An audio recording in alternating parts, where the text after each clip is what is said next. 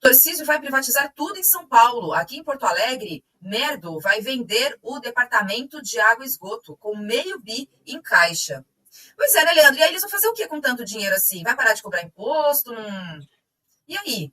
Tudo privatizado, não E precisam para que gerir serve mais esse tipo de nada? gestor, Thalita? Falando sério, para que serve esse tipo de gestor? Não precisa. Ué, A gente tem que começar a discutir isso. Para que serve esse tipo de gestor? Porque se ele vende as estatais todas, o que ele vai fazer? Assim, porque vai gerenciar o quê?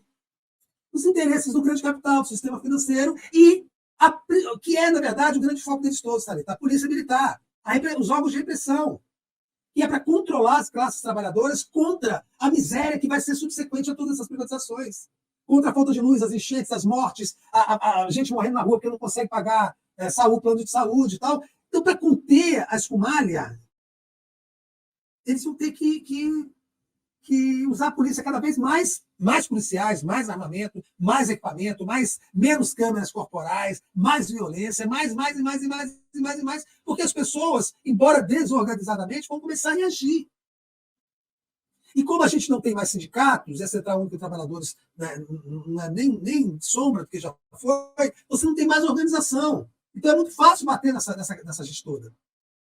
Nós estamos aí com um nível de desemprego muito baixo, mas metade ou mais da metade desses empregos são precarizados, de gente que não está organizada nos sindicatos e que, ideologicamente, foi treinada para odiar os sindicatos. Odiar os sindicatos. Então, o que você tem? Uma massa difusa, precarizada, se tornando miserável e que, quando reage de forma desorganizada e apanha da polícia.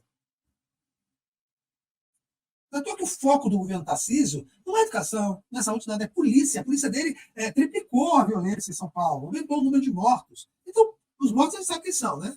São pretos e pobres. E cada vez mais violência. Pessoal, fiquem quietos. Votem nos nossos candidatos, sofram as consequências e fiquem quietos. Porque senão a gente esmaga vocês na pancada, no cacetete. É isso que está acontecendo agora. E depois, eu vi aqui a Luísa Artemisia, que entrou toda revoltada e tal. Isso se dá por esse fenômeno. Tem que parar de achar que o fenômeno é um insulto. Existe, sim, um fenômeno que está sendo estudado pelo Gessé de Souza, que não é marxista, chamado pobre de direita. O pobre de direita é o fenômeno do pobre que vota na direita. Negar isso é mais um desses estágios de negação, de negacionismo, né, dessa militância de esquerda brasileira, que é trágico. Existe uma quantidade enorme de pobres que são de direita, que foram doutrinados para ser de direita, que votam contra os seus interesses, porque quando reconhecem num candidato uma posição de esquerda, automaticamente, né, as suas razões internas, ideológicas, que foram moldadas pela direita, reagem. É aquele menino lá que fala assim, olha, eu votei no prefeito porque não quis votar no PT. Né? O prefeito agora me lasquei, porque ele está tirando a minha venda aqui, quer dizer, o sustento dele, da família dele, está sendo destruído pelo candidato que ele votou, e ele não está arrependido.